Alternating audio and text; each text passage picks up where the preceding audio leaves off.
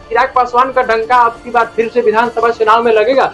क्या चिराग पासवान का बोलबाला अब की बार फिर से बिहार विधानसभा चुनाव में चलेगा? क्या चिराग पासवान फिर से इसी तरह से 100% स्ट्राइक रेट से एक बार और एनडीए के हाथों को मजबूत करने का काम करेंगे? जितनी सीटें उन्हें नरेंद्र मोदी द्वारा दी जाएगी, बीजेपी पार्टी द्वारा दी जाएगी। की बार बिहार चुनाव में किस पार्टी का बजेगा डंका और वरना किस पार्टी की लगेगी लंका? आप मेरे कहने का मतलब समझ ही गए होंगे। मतलब किस पार्टी की सबसे पूर्ण बहुमत आएगी और कौन सी पार्टी का सफाया होगा। जल्दी वहां से हटो, बाकी आप समझ ही रहे होंगे आगे। तो मेरे कहने का मतलब यह था कि आपको पता होगा कि आगामी बिहार विधानसभा चुनाव में काफी कम समय बचे हुए हैं, काफी कम समय शेष रह गया है। बिहार विधानसभा चुनाव में अच्छे रिजल्ट लाने की बात कर रही है, अच्छे कैंडिडेट को अपने विधानसभा से उतार कर और अच्छे स्ट्राइक रेट लाने की बात कर रही है। जैसे कि आपको पता होगा पिछले लोकसभा चुनाव की अगर बात करें तो लोकसभा चुनाव में चिराग पासवान को बीजेपी ने करीब 5 सीट दिया था और वो 5 सीट को जीतकर करीब 5 सीट पे नए कैंडिडेट को काफी कम उम्र के कैंडिडेट को उतारकर और बीजेपी ने जो उनके खेमे में 5 सीट दी थी, उन 5 सीटों को जीतकर एनडीए के खेमे में चिराग पासवान ने सौंप दिया था कि लीजिए मोदी जी,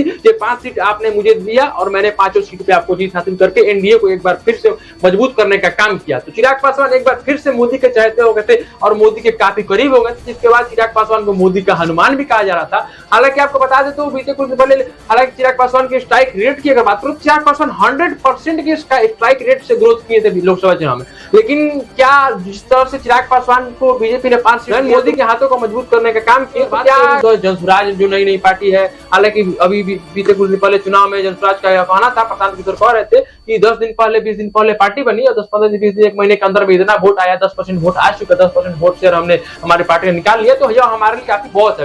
प्रशांत किशोर 10% से वोट नहीं, काफी खुश थे कि काफी कम दिन की पार्टी है और 10% वोट से निकालती है, तो यह काफी बड़ा बात होता है। तो प्रशांत किशोर भी कुछ कम नहीं, जैसा कि आपको पता होगा प्रशांत किशोर के बारे में, वो लगातार बिहार के हर एक विधानसभा में हर एक क्षेत्र में जाकर अपने जनसुराज का कैंप लगा रहे थे बीते कुछ दिन पहले और लोगों को जागरूक करने का प्रयास कर रहे थे कि आप जागरूक हो जाइए, के बारे में सोचिए, बस 5 किलो राशन के बारे में सोचिए। कई सारे बातों को कहकर लोगों को जागरूक करने का प्रयास कर रहे थे कि उसी आदमी को वोट दीजिए जो देश की आपके विकास करे, जो आपके बिहार के विकास की बात करे, जो आपके बिहार के बारे में सोचे। हालांकि प्रशांत किशोर लगातार बिहार के विकास के बारे में लोगों की बात करते हुए दिखते हैं। अब इसमें देखना यह होगा क्या वह चुनाव से पहले ही सिर्फ बात करते हैं कि चुनाव के बाद भी इस पर काम करने का प्रयास करेंगे और उनकी पार्टी और विधानसभा चुनाव में उनके कोई कैंडिडेट अगर अच्छे सीटों पर जीतता है। तो तीसरे नंबर में बात करें तो लालू के पुत्र तेजस्वी यादव है, तो वो भी कुछ कम नहीं है। चुनाव में उनका प्रदर्शन काफी खराब रहा, करीब 24 सीट में मात्र 4 सीटें निकल पाई उनकी, जो कि काफी निंदनीय है, जो कि काफी शर्मनाक है। हालांकि शर्मनाक हम इसलिए कह रहे हैं कि आप समझ सकते हैं 24 सीट में मात्र 4 सीट 20 सीट का सफाया हो गया। चुनाव के अगर आंकड़े उड़ा के देखें तो आरजेडी पार्टी काफी अच्छा प्रदर्शन की थी बाकी पार्टी के मुकाबले विधानसभा चुनाव में। जिस तरह से पिछले बार आरजेडी विधानसभा चुनाव में काफी अच्छी तरह से प्रदर्शन किए थे, काफी अच्छी प्रदर्शन करके लोगों के सामने मुकाबले इस बार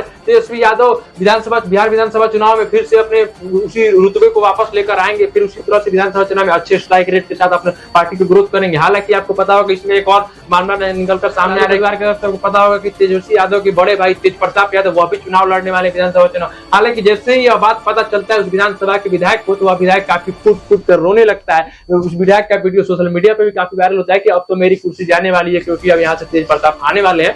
तो ये सभी सारी घटनाओं को जिस बात को मैंने कहा, जितनी सारी बातें मैंने आपको वीडियो के माध्यम से बताया, तो इस बात में कितनी सच्चाई है? क्या चिराग पासवान आने वाले फिर से लोकसभा की तरह बिहार विधानसभा चुनाव में 100% स्ट्राइक रेट के साथ ग्रो करेंगे या फिर पिछले विधानसभा के चुनाव के मुकाबले तेजस्वी यादव यानी कि उनकी पार्टी आरजेडी 100% स्ट्राइक रेट के साथ पिछले बार के मुकाबले इस बार भी विधानसभा चुनाव में डंका बजाएगी?